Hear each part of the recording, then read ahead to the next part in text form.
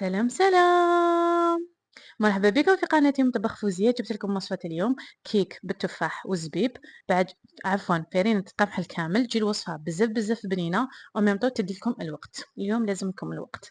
المهم عندي المقادير. عندي 2 ملاعق كبار تاع زبيب بيان سور تغسلوهم وتنقوهم.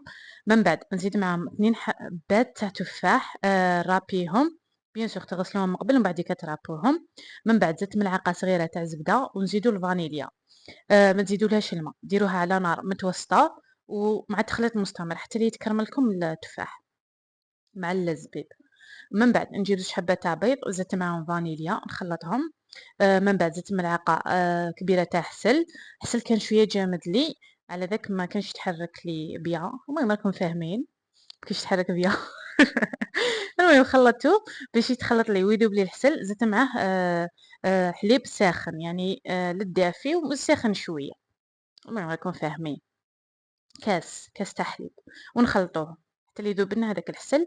من بعد زدنا التفاح مع الزبيب اللي وجدناه من قبل ومن بعد نخلطهم كذلك. من بعد زدت معاهم ملعقة تاع زيت الزيتون وملعقة تاع خل. خل انا كان عندي خل تاع الليم، اي خل عندكم زيدوه ونخلطوهم. من بعد انا الفرينة القمح الكامل انا زدت في الديبي كاس ومن بعد زدت نص، يعني نزيدو كاس ونص. زدت كاس ونزيدو معاه الملح ونزيدو معاه علبة خمارة الحلويات ونخلطوهم. ومن بعد زدت نص الكاس. كي خلطتهم فهمت بلي لازم نزيدو نص كاس، يعني فهمت. تعرفوني بلي نفهم ما شاء الله عليا. المهم غادي نكتب لكم المقادير في صندوق الوصف. اوكي. المهم نجيبوا المول تاعنا نديرو فيه شويه زبده، بيان سور لازم نديرو الزبده باش ما تحصلكمش الكيكه تاعكم، ونديروها في الفرن طيب لنا على نار متوسطه.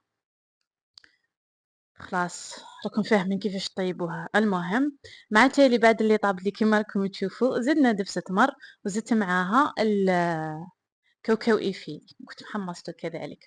وهذا وش كيفاش خرجت لي. ان شاء الله يعجبكم الفيديو تاع اليوم. خليكم نقول لكم باي باي.